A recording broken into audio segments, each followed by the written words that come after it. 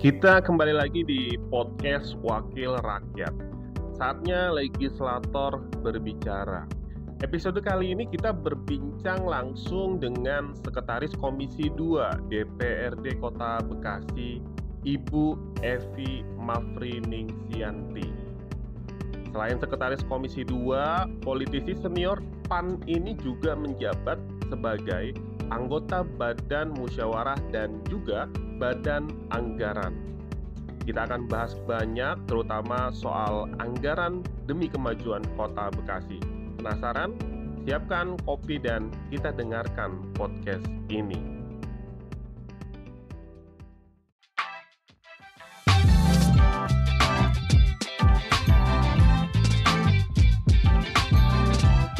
Assalamualaikum warahmatullahi wabarakatuh. Jumpa lagi di Urban JTV bersama saya Fauji, dan nanti saya akan memperkenalkan tamu kita pada kali ini.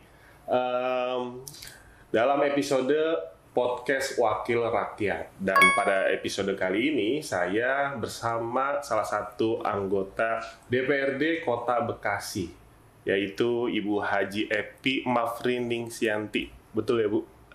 Bu Evi, saya panggilnya Bu Evi. Terima kasih sudah menyempatkan waktunya untuk hadir di episode kali ini di program podcast Wakil Rakyat. Ini udah episode yang kesekian, Bu. Jadi sekian tuh apa? Puluh, ratus, ribu? Belum sih, Bu. Mudah-mudahan nanti bisa puluhan, bisa ratusan gitu ya. Bu Evi, apa kabar? Alhamdulillah baik. Baik ya. Tentunya banyak program-program dan agenda-agenda di DPRD ya. Iya, Bu Evi ini adalah Sekretaris Komisi 2, betul ya, Bu? Betul. Anggota Badan Anggaran dan anggota Badan Musyawarah. Ya. Fraksi PAN. Ketua fraksi PAN. Dan Pembangunan.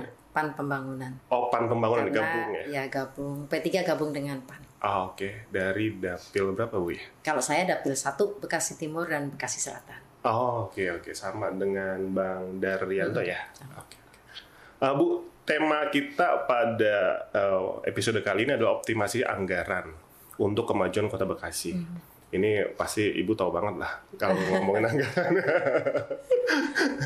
Namun sebelumnya saya minta ke Sobat Urban semuanya jangan lupa subscribe channel Urban JTV dan juga kunjungi website kami di urbanjabar.com. Bu Evi, gimana kesibukan akhir-akhir ini nih? Kita baru selesai ketok palu. Oh, paripurna ya? Ya, paripurna untuk KUA PPAS perubahan 2025. Perubahan 2025 ya. Udah berarti ya. Apa sih, Bu, yang beda dari yang sebelumnya dengan yang sekarang? Kenapa ada pembahasan KUA PPAS perubahan 2025 dulu nih? Yang pertama karena ada perubahan terkait dengan target pendapatan.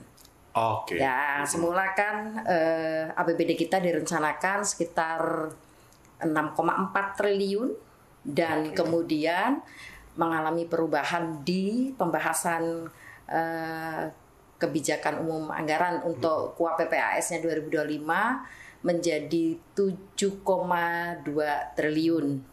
Nah, artinya kenaikannya sekitar 444 miliar lah ya, atau 6,55%. Jadi karena ada adjust perubahan terkait dengan target pendapatan, dan juga yang kedua disebabkan karena adanya di APBD 2025 awalnya kita belum mengalokasikan berapa pendapatan transfer, baik dari pemerintah pusat maupun dari Provinsi Jawa Barat. Nah, sekarang pendapatan transfer kita kurang lebih 3,1 triliun. Atau kalau di prosentase dengan APBD kita yang 7,2 triliun ini, target pendapatan yang berdasarkan KUA PPAS perubahan 2025 itu sekitar 44% itu dari pendapatan transfernya. Sedangkan PAD-nya itu kita targetkan sekitar 4,1 triliun atau sekitar 5,6%. Artinya pendapatan dari sisi PAD-nya masih lebih besar daripada pendapatan transfernya. Karena ada perubahan ini kemudian ada pembahasan terkait dengan KUA PPAS perubahan APBD 2025. Dan alhamdulillah kemarin sudah diparipurnakan ya. Jadi secara postur anggaran kita untuk APBD 2025 itu APBD 2025 di 7,2 triliun dengan pendapatan PAD kita pendapatan asli daerahnya 4,1 atau 56% dari APBD-nya dan 44%-nya atau sekitar 3,1%-nya dari pendapatan transfer. Dan ada beberapa, tentu kalau ada perubahan-perubahan dengan target pendapatannya pasti ada perubahan juga dengan belanjanya. Oh ya, ya. Oh iya pasti itu ya. Berarti ada perubahan dari 6 triliun ke 7 triliun nih. Ya. Yang selisih 400-an itu berarti dari sekitar transfer 8% lebih. 8%. Ya. Dari nilai transfernya atau dari pendapatannya? Dari PAD-nya tentu. Yang kita ingin jadi kalau kami di Badan Anggaran selalu mendorong agar seluruh OPD terutama OPD penghasil ya atau OPD pengelola pendapatan itu harus maksimal. Artinya kita dorong agar PAD ini meningkat dan tentu harus lebih besar dari pendapatan transfernya. Karena kinerja OPD sama dengan PAD, ya nggak? Oh, kinerja PAD sama dengan kinerja OPD. Artinya kalau setiap OPD punya target harus realistis, tapi juga harus menantang. Saya bilang ini harus menantang. Kenapa? Ada effort, ada semangat buat OPD, ada tantangan untuk capai target. Betul. Ya kan? Oleh karena itu tentu nanti ada nih beberapa hal yang harus dilakukan agar PAD kita bisa maksimal. Oke. Jadi nggak jauh kayak perusahaan. Kalau kita mau meningkatin penjualan, keuntungan kurang lebih sama lah secara prinsip kan sama ya Mas ya. Hanya kan kalau pemerintah itu punya tanggung jawab ke warganya, ke warga Kota Bekasi sendiri. Kalau setiap pembangunan itu harus linear juga dengan peningkatan kesejahteraan masyarakatnya. Kan idealnya begitu ya. Iya, betul. Oleh karena itu program-program prioritas itu harus linear dengan peningkatan kesejahteraan masyarakat, terutama di pelayanan publik, pelayanan dasar, pendidikan, kesehatan. Betul. Tapi kalau untuk pencapaian PAD-nya sendiri udah berapa persen sampai bulan ini? Belum sampai 50% ya, 48,8% kurang lebih. Meskipun saya tidak di komisi 3 ya, yang terkait langsung dengan pendapatan asli daerah, tapi kami di Banggar juga membahas terkait dengan capaian PAD yang masih minim ya di triwulan keempat. Sekarang kan sudah bulan sekarang udah September. Tinggal berapa bulan lagi? 3 bulan lagi. 3 bulan ya. Kita maksimalkan 3 bulan agar capaian pendapatan asli daerahnya bisa maksimal. Karena sebenarnya PAD itu kan basicnya ya ada 3. 1 itu terkait dengan PBB. Kemudian yang kedua adalah retribusi. Ya, retribusi. Nah, parkir. Yang ketiga nih yang menurut saya belum banyak digali oleh pemerintah sendiri, yaitu aset daerah. Kita bayangkan ya, kita punya aset daerah banyak sekali. Setiap pembahasan Banggar, saya selalu mendorong agar terutama BPKAD untuk mengidentifikasi berapa banyak sih sebenarnya aset yang dimiliki oleh pemerintah daerah Kota Bekasi. Di-list semuanya. Kemudian yang kedua, kita identifikasi mana yang sudah maksimal dimanfaatkan sehingga mendapatkan PAD. Ya, sehingga menghasilkan PAD. Dan mana yang belum. Ada lahan kosong yang nganggur, ada mungkin gedung-gedung tinggi, gedung yang belum dimanfaatkan secara maksimal. Ini kan mestinya bisa, kalau sudah diidentifikasi, sudah di mapping nih, harus mapping dulu, diidentifikasi baru apa yang harus dilakukan. Misalnya satu bisa bekerja sama dong dengan pihak swasta atau BUMD misalnya. Betul. BUMD Kota Bekasi sekarang kan di Kota Bekasi kita dorong juga investasinya kita berikan, injek anggarannya kita berikan, bisnis plan-nya harus maksimal. ya kan? Iya. Manfaatkan BUMD yang ada. Coba bayangkan kalau Kota Bekasi punya lahan kosong besar gitu ya, dan kemudian di situ bekerja sama dengan para UMKM. Ini bisa nanti lintas OPD nih kerjasama dengan misalnya koperasi dan UMKM. Betul. Ya, bekerja sama untuk kumpulkan seluruh UMKM yang di Kota Bekasi, fasilitasi lahannya. Fasilitasi tempatnya, bikinlah apa namanya gerai atau food apa center gitu ya, food center gitu ya, food center di situ ada pusat kuliner terbesar di Kota Bekasi. Bayangin orang jadi narik dari Sumarekon, ditambah nanti ada entertainnya, keren banget ya kan? Keren. Iya. Jadi ini yang belum dimaksimalkan juga oleh pemerintah daerah terhadap aset yang dimiliki. Jadi ini berkali-kali nih saya bahkan minta datanya mana agar teridentifikasi mana aset yang sudah bersertifikat, bahkan mungkin bisa jadi banyak aset yang belum bersertifikat. Asetnya masih nganggur ya, bangunannya juga tidak dimanfaatkan. Jadi 3 hal ini tadi nih. Jadi tidak melulu nanti PAD-nya dari PBB dan retribusi PPHTB saja. Tapi pastikan ini retribusi pajak apa? Pajak hotel, pajak restoran, pajak hiburan. Bayangin begitu pesatnya. Iya, banyak banget ya sektor yang. Ya, sektor bisnis di Kota Bekasi ya Mas ya. Gedung-gedung menjulang tinggi, industrinya begitu bergerak sangat cepat. Tapi memang agak terlupakan sih Bu terkait dengan pemanfaatan aset daerah itu. Nah, oleh karena itu makanya 3 catatan ini nih mudah-mudahan nanti bisa dimaksimalkan oleh apalagi hari ini dilantik Kepala Dinas baru ya. Bapenda Bapak Solihin selamat ya, dan kemudian Bapenda Bapak Solihin ya. Kemudian juga BPKAD Bapak Yudi. Mudah-mudahan nanti bisa lebih maksimal lah untuk mengidentifikasi aset yang mungkin masih terabaikan sehingga nanti bisa jadi pemasukan ya PAD ya. Ini yang disebut inovasi PAD. Oh iya. Inovasi PAD ya. Betul. Tapi kan memang boleh-boleh aja semua aset itu. Oh boleh, itu kan aset. Yang penting menghasilkan kan Bu. Betul. Oke, Bu. Ya mudah-mudahan ya di sisa waktu 2025 ini pencapaian PAD-nya optimis ya. Orang-orangnya capable semua kok sekarang kadisnya saya yakin lah bisa maksimal. Semangat ya Pak Kadis ya. Pesannya Pak Kadis dari Bu Haji Evi nih. Kan semangatnya baru dilantik pasti. Iya dong. Habis dilantik biasanya semangatnya luar biasa. Targetnya harus kasih pressure target PAD. Bu, terkait dengan serapan anggaran. Gimana sih Bu terkait serapan anggaran sampai dengan bulan Juli ini? Kira-kira menurut Ibu? September sekarang Mas. Oh September ya. Juli atau September.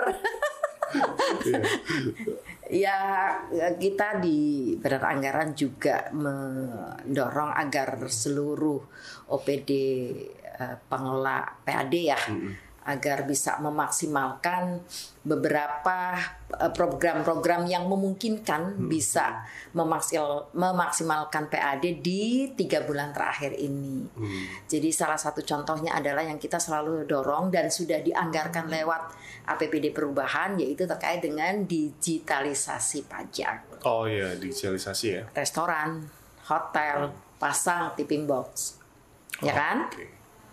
Monitornya harus real time juga. Ini semuanya menggunakan teknologi. Jadi memang basisnya harus pajak itu basisnya harus teknologi agar satu tingkat loss-nya menjadi berkurang. Bahkan mungkin bisa 50%. Saya yakin kok loss pajak ini bisa diminimalisir ketika kita semuanya bersepakat bahwa PAD harus naik mau tidak mau, dan ini wajib menggunakan digitalisasi pajak. Satu, terkait dengan efektivitas. Betul. Yang kedua, meminimalisir tingkat loss untuk PAD kita. Ya, tipping box. monitornya juga bisa real time, ya kan? Iya. Bisa dicek tuh setiap saat. Betul. Ya nggak? Iya, karena real time. Iya, karena real time tadi. Jadi bisa ya. hari ini restoran si Anu, hotel si Anu misalnya, itu penghasilannya berapa? Omsetnya berapa? Omsetnya berapa? PB satunya berapa? Betul. Gitu ya. Betul. Itu jelas. Dan kemudian yang kita harapkan juga retribusi. Retribusi terutama misalnya pasar. Baik pasar modern maupun pasar tradisional. Ke depan semuanya harus menggunakan elektronik pajak. Ya? Elektronik retribusi maksud saya, ya kan? Oh, itu belum tergarap ya? Ya, rata-rata memang masih manual inilah. Ya.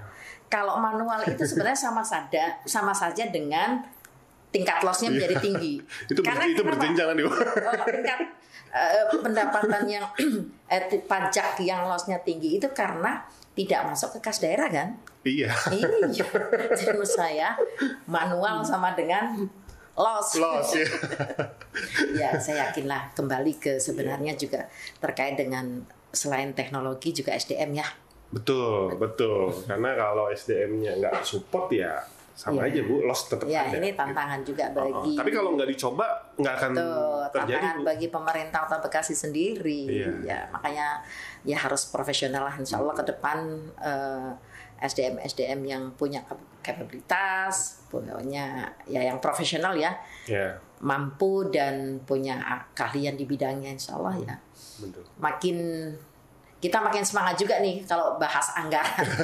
Sebenarnya agak gemes ketika misalnya ini banyak sekali potensinya, tapi kenapa pajaknya masih pajak restoran, hotelnya masih sangat minim ya. Dan mudah-mudahan nanti para kadis yang baru ini bisa mulai mengidentifikasi mana, saya sudah minta datanya sebenarnya, mana yang tingkat loss-nya tinggi. Misalnya kalau di restoran, ya di sektor pajaknya, atau mungkin retribusinya, kan yang liar banyak ya, parkir liar juga masih banyak terutama di pasar-pasar tradisional mungkin ya. Iya, itu kan nggak bisa dikontrol tuh. Ya, makanya karena tingkat kontrol, evaluasi, monitoringnya juga real time sifatnya, itu insya Allah akan bisa meminimalisir. Pertanyaannya sekarang mau atau tidak untuk memulai digitalisasi? Karena perubahan di APBD perubahan 2025 sudah dianggarkan, untuk digitalisasi pajak. Berarti kan harus disiapkan segala perangkatnya termasuk dengan sistemnya, SDM-nya. Insya Allah lah kita bisa maksimal sampai akhir tahun ini. Nah, saya dapat info serapan anggaran sampai Juli itu masih minim ya, Bu? Kira-kira apa nih, Bu? Sebab kalau serapan kita ada beberapa catatan sebenarnya, Mas. Satu, masa transisi dilantiknya wali kota baru, dan kemudian yang kedua di bulan Maret kita sama-sama ketahui dapat musibah banjir. Maret. Dan se-Jabodetabek kalau nggak salah Kota Bekasi memiliki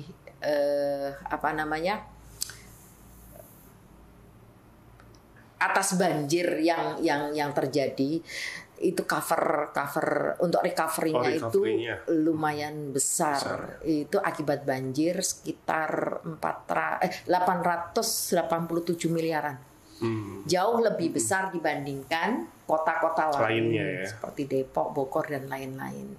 Dan ini tentu menjadi catatan bersama. Artinya di samping saat ini pemerintah juga melakukan efisiensi di beberapa kegiatan yang belum prioritas. Yang kedua juga terkait dengan alokasi anggaran untuk prioritas recovery banjir itu sendiri, terutama bangunan-bangunan untuk pelayanan publik ya, seperti sekolah, kemudian kelurahan, kecamatan, puskesmas, ada jalan, ada jembatan dan lain-lain. Jadi oleh karena itu kegiatan pembangunan lainnya itu semuanya mundur. Mudah-mudahan ini September ini sudah running, sudah mulai.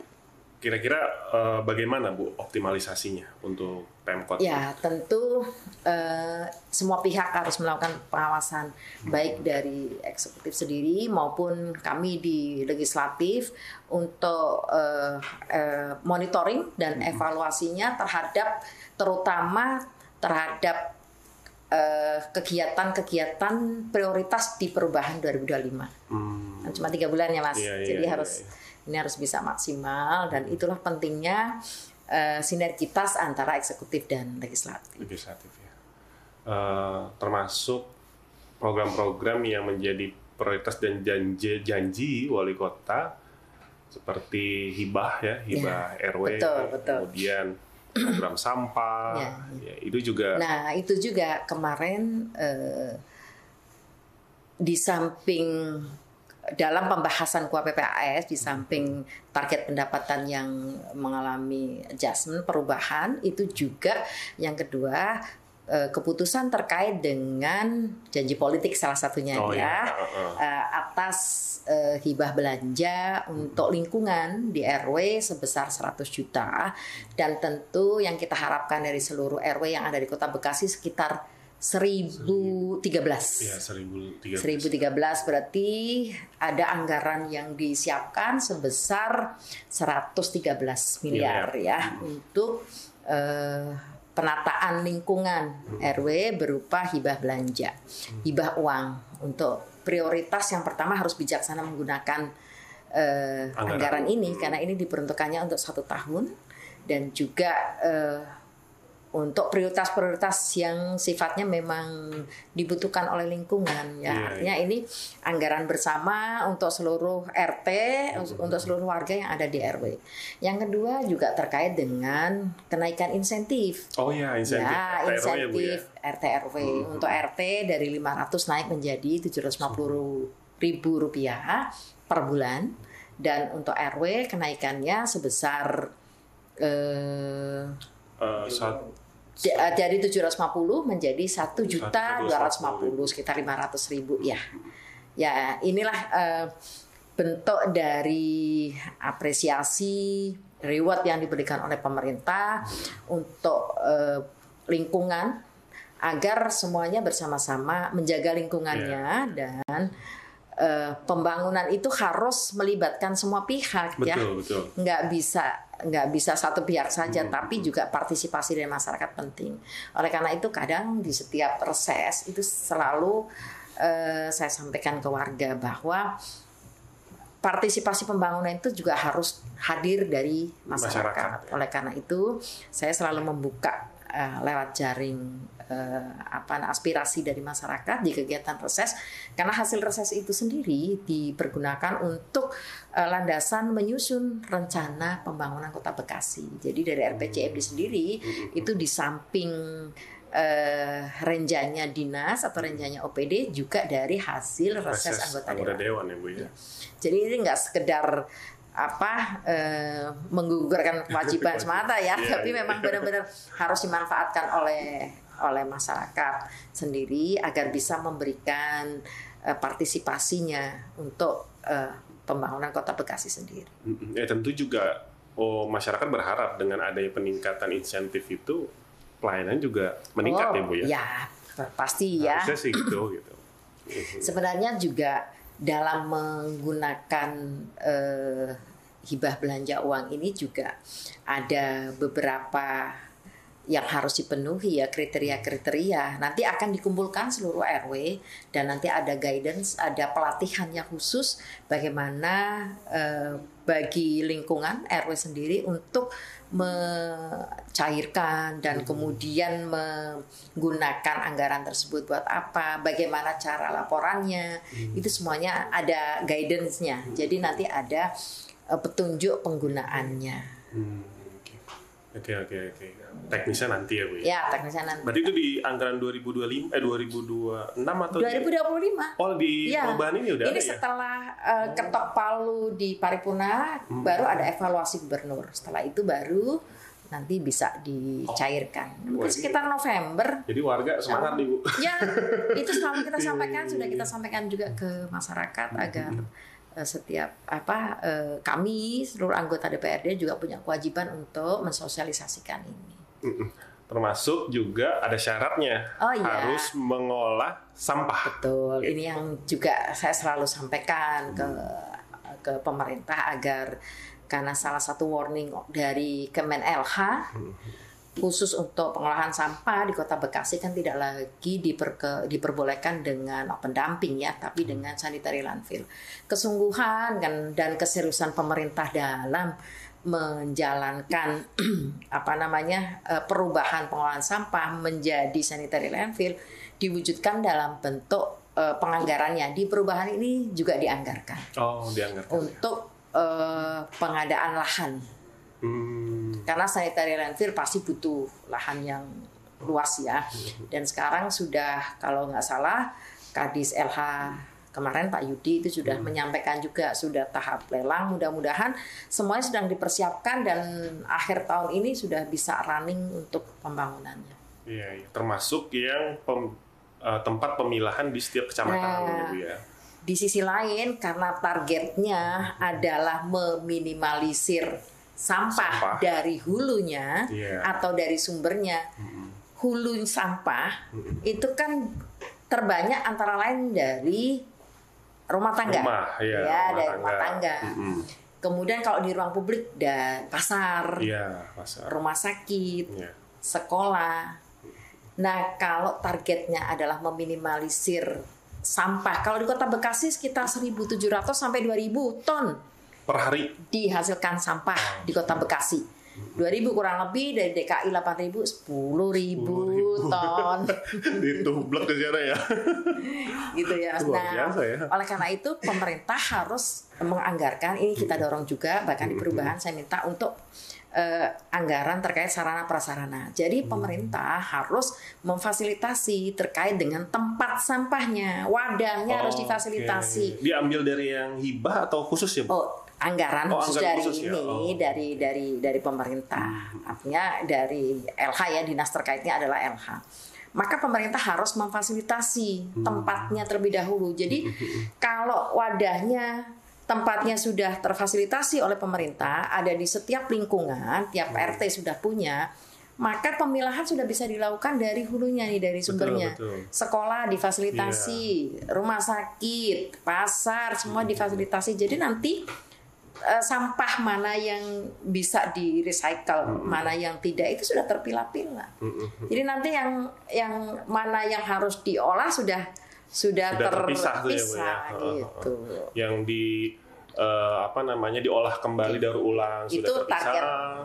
Target 1 sampai 2 tahun pertama nih harusnya. Ini tahun ketiganya nanti pemerintah saya sih mengusulkan untuk membentuk Satgas Pengawas Sampah.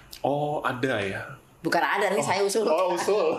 Saya pikir udah ini ya. Satgas Pengawas Sampah di tiap RT, jangan RW terlalu besar. Tiap RT, Bu, ribuan itu. Nah, nanti satu kan sudah ada perdanya. Maka pemerintah harus konsisten menegakkan perda. Iya. Satu, terkait dengan punishment-nya ditegakkan. Yang buang sampah, yang abai kepada sampahnya, ya dikasih punishment. Betul. Yang kedua, kalau ada punishment berarti rewardnya juga dijalankan. Apa bentuknya? Insentif. Kalau lingkungan biasanya kan harus bayar ya, bayar sampah kan? Bayar bulanan. Yang sudah melakukan pemilahan didiskon 50%. Keren banget. Itu menarik ini. Jadi Sobat Urban, warga Bekasi, ini harus tahu. Jadi harus ada Satgas Pengawas Sampah. Ya. Kalau sampah yang memiliki nilai ekonomis, berarti kan ada nilai ekonomisnya dong, Bu. Itu bukan, masuk PAD. Sampah bisa punya nilai ekonomis kalau pengelolaannya dimaksimalkan ya. Makanya kan jadi nanti di tahun ketiga pemerintah Bapak Tri Adianto, di tahun ketiganya di setiap lingkungan sudah punya TPS 3R tadi. Reuse, recycle, reduce, ya kan? Itu sudah harus dilakukan di setiap lingkungan.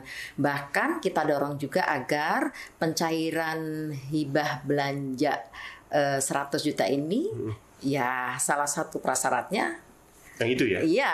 Harus ada TP 3R lingkungan harus menjalankan TPS 3R tadi. Yang tidak menjalankan itu nggak cair hibahnya. Iya, itu menarik sih Bu. Yeah. Karena ya salah satu problem di Kota Bekasi adalah sampah.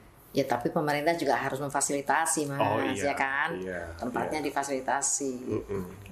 Karena kalaupun dilakukan pemilahan dari hulu, tapi setelah dipilah kemudian setelahnya diapain nih? Ya akhirnya numpuk lagi, gabung lagi. Bu Evi, ini kita udah cukup banyak bahas. Dan ini yang terakhir ya Bu ya. Baik. Ada satu pertanyaan dari warga. Oh iya. Ini biasa di setiap podcast Wakil Rakyat itu selalu ada pertanyaan Bu. Baik. Dari warga. Ini dari Ida, pejuang Medan Satria. Bukan dapil Ibu ya? Bukan. Nggak apa-apa, tapi semua warga Bekasi. Iya, warga Bekasi. Pertanyaannya ini terkait banjir. Saya warga Bekasi yang alhamdulillah tidak terdampak banjir, tapi saudara saya masih banyak yang kena banjir.